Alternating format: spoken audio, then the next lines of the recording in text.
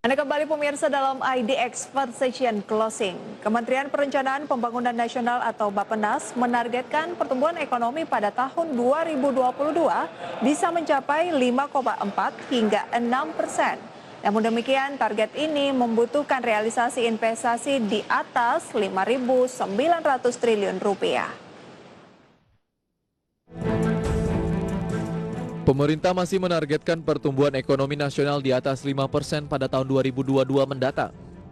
Menteri Perencanaan Pembangunan Nasional Kepala Bappenas Suharso Mono Arfa menjelaskan, sasaran pertumbuhan ekonomi Indonesia di tahun 2022 adalah 5,4% hingga 6% dengan skema optimis. Namun dalam perhitungan fiskal yang konservatif, target tersebut berada di kisaran 5,2 hingga 5,8%.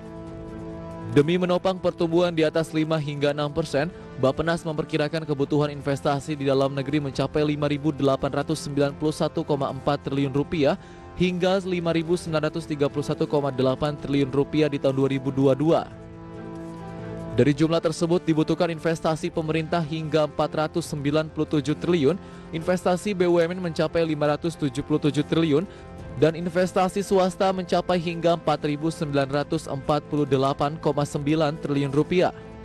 Setinggi itu dibutuhkan investasi sebesar 5.891 hingga 5.931 triliun.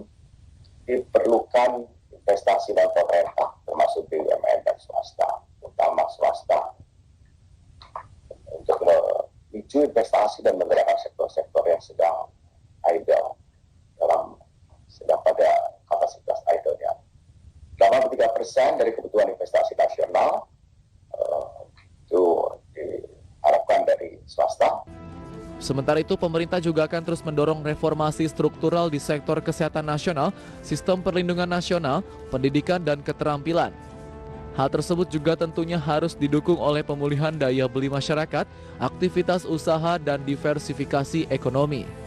Dari Jakarta, Raharjo Patmo, IDX Channel.